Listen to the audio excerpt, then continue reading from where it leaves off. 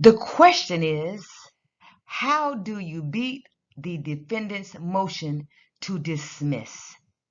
The key is knowing the 12B defenses and writing the complaint with the defenses in mind. Hi, I am Advocate Lucinda, so let's get started. The defendant will file the motion to dismiss to get rid of the plaintiff's case. Don't take it personal, because defendants are required and encouraged to file the motion to dismiss. The key is knowing the defenses. And when you write the complaint, keep the defenses in mind. So let's look at the 712B defenses. 1. Lack of subject matter jurisdiction. 2. Lack of personal jurisdiction. 3. Improper venue. 4. Insufficient process. 5. Insufficient service of process. 6. Failure to state a claim upon which relief can be granted. 7. Failure to join a party under Rule 19 of the Federal Rules of Civil Procedure. In a nutshell, the court must have the power or authority to hear the case before it. There are 2 types of subject matter jurisdiction: federal question and diversity. Under federal question jurisdiction, the controversy must involve the Constitution of the United States, laws of the United States, or treaties of the United States. You can read this in 28 U.S.C. Section 1331. For diversity jurisdiction, the controversy must involve an amount in excess of $75,000, and the plaintiff and defendant must live in different states. Also, look out for immunity issues. They usually arise when the party being sued is the federal government, states, judges, prosecutors, legislators. Now, while the defendant may assert immunity, it doesn't mean that he or she is entitled to it. However, the burden is on the plaintiff to prove that the individual or the entity is not entitled to immunity. There are typically 3 kinds: judicial immunity, sovereign immunity, and absolute immunity. And you can read up on those, but it's important. Also look out for standing. Does the plaintiff have standing to bring the lawsuit? This could create a jurisdictional issue as well. Okay?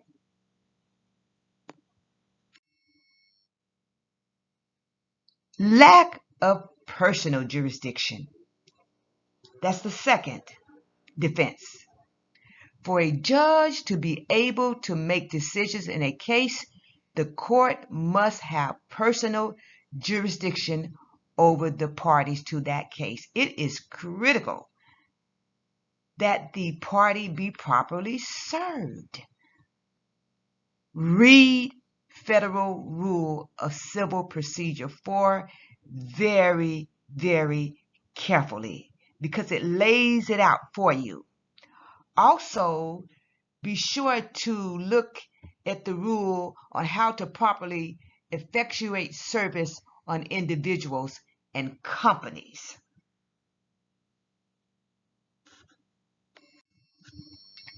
Improper venue. A lawsuit must be filed in the proper venue. What is venue? It is the place where the suit is to be tried. The place is the county or district where the defendant resides or where the events giving rise to the lawsuit have taken place. Note the rules regarding individuals, corporations, individuals who work for the United States, etc., because they could have a little different twist. And you can read this in 28 USC Code 1391. Insufficient process. It refers to the documents themselves. A deficient document can lead to dismissal. For example, where a plaintiff fails to attach the complaint to the summons, or the summons is served too late. Review Federal Rules of Civil Procedure 4 and be sure to read your district's local rules. Insufficient service of process. It refers to the manner in which the documents were delivered to the defendant. It too can lead to dismissal. For example, where a person who is not authorized to receive service on behalf of the defendant, or where a person is not authorized to serve the defendant, as we can see here, where the defendant who has been served with the summons and complaint is confidently burning it up because he realizes that the party that served him, who happens to be a party to the lawsuit, can't do that. He has not been legally served. Review Federal Rules of Civil Procedure 4 and again, read your district's local rules. Failure to state a claim upon which relief can be granted. Now, this is a huge one, and it is the one that is used the most by defense attorneys. The complaint must plead factual content that allows the court to draw the reasonable inference that the defendant is liable for the acts that are alleged in the complaint. So let's use retaliation for an example. Let's say plaintiff alleged in the complaint that she was fired because she complained. Well, as you're writing your complaint, you want to think about the elements of retaliation. The elements of retaliation are protected activity, adverse action, connection. The factual allegations in the complaint should include a statement of each element. And on the next slide, I am going to give you an example of the type of factual content that the court wants to see. And we're still going to deal with the issue of retaliation. Now, what I have done here is made a sample complaint attempting to demonstrate the importance of the factual content, actually mirroring the elements. For example, this is a case, Jane Doe versus any place. Of course, this is a sample. And we're going to demonstrate a retaliation complaint. But let's get to the facts, because the court wants to see factual content that allows it to draw a reasonable inference that the defendant is liable for the conduct alleged in the complaint. Let me show you what I mean. An example. Jane Doe, on January the 3rd, 2017, Jane Doe was hired by Anyplace Inc. Each year, Plaintiff was awarded the Top Bookkeeper End of the Year award. Number 3, Plaintiff applied for an in-house promotion as the head bookkeeper at any place in January 2020. She did not get the position. 4, Plaintiff's immediate supervisor, John Doe, made the decisions to promote. 5, Plaintiff applied for the in-house position of the promotion in January 2022. She did not get the position. Now, here's where we begin to get into the actual facts that allowed the court to draw the reasonable inference. Now, let me stop here for a minute. Now, of course, when you're filing these Title VII employment discrimination claim is either based on race, sex, religion, disability, age, so forth. Now, retaliation is different from these other items that I just named, in that the plaintiff does not have to prove the prima facie argument, which in this case, by the way, you're going to see that plaintiff complained of sex discrimination and that she was retaliated against because of her sex. So whereas sex discrimination has different elements than retaliation, and they need to be proven separately, right? But with retaliation, the plaintiff does not have to prove the necessary elements of sex discrimination. As long as the plaintiff has a good faith belief that she was discriminated against because of her sex. And that's all in the law and in case law and so on and so forth. So, number 5, plaintiff applied for the in-house bookkeeper promotion. On February 1st, plaintiff verbally complained to John Doe that she believed he didn't promote her because she is female and that he discriminated against her based on her sex. Well, where does that take you? Verbally complained. What is that? Think about it. Protected activity. That's one of the elements of retaliation.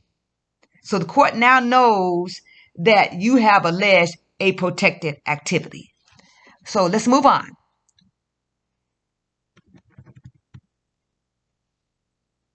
7, John Doe often made remarks about women of a disparaging nature. For example, he told plaintiff and other women that he worked with her that a woman's place is behind him. Of course, that goes to the issue of sex discrimination, but it has its place in her retaliation claim as well. 8, on February 8, 2022, plaintiff also wrote a letter to Bob James, the company CEO, complaining that John Doe in any place discriminated against her because of her sex. Now, let's just hone in on retaliation now, right? So what is that? Again, complaining. Protected activity. Okay, let's move on.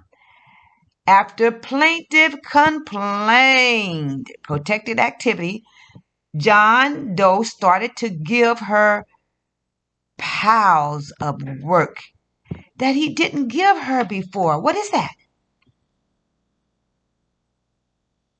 That could be considered an adverse action, right? Let's move on. Plaintiff was required to work late hours when she was not required to do so before. You see that? Adverse action. And on February 15th, plaintiff wrote another complaint to Mr. James regarding what she believed was retaliatory treatment by John Doe in any place, Inc. Mr. James did not respond. Again, complaint, protected activity. Let's move on. On February 22nd, John Doe administered a write-up. What is that? Adverse action. And prior to her termination, plaintiff had never been written up or otherwise disciplined. We have given the court factual content that allows it to draw a reasonable inference that defendant is liable. So we've provided the court with the protected activity, the adverse action, but the last one is what? Connection. For example, let's look at the dates. Here, February 8th is when plaintiff complained, right, to Bob James, right? But even before that, she complained initially to John Doe on February the 1st. 7 days later, here on February the 8th, she complained to Bob James, the company's CEO. Then after she complained, it wasn't even 7 days later, because between February the 8th and February 15th, John Doe started to give her work that he didn't do before, right? And he gave her jobs and made her work late, gave her hours that she was not required to do before, all within a week after she initially complained to Bob James. And time is just one factor. On February the 22nd, 2 weeks after plaintiff complained to Bob James, John Doe writes her up. And then a week later, all within a month, she is terminated. The proximity of the time she complained and the adverse action taken against her were so close. Factual content that would allow the court to draw a reasonable inference that the defendant, in this case, is liable for retaliation. You see the point there? You see what the court is looking for. The court tries hard. I believe that. And the court wants to look at each complaint objectively, for the most part. I believe that. So it is incumbent upon the plaintiff to write the complaint in a manner, again, write the factual content that allows the court to draw the reasonable inference that the defendant is liable, in this case, for retaliation. You got it? And the last defense is failure to join a party under Rule 19. A person who is not named in the lawsuit may be required to join the lawsuit if it's feasible, and as long as the joinder does not deprive the court of its jurisdiction over the subject matter of the action. Read Federal Rules of Civil Procedure 19. But there is encouraging news. The plaintiff can amend the complaint as a matter of right or seek leave from the court to amend the complaint. These rights are outlined in Federal Rules of Civil Procedure 15. But here's my point. If the defendant files a motion to dismiss, simply look at your complaint and correct it. And this is why I want to put emphasis on keeping the 7 defenses in mind as the plaintiff writes the complaint to avoid a motion to dismiss. Okay? I hope this has been helpful to you. And as always, be empowered.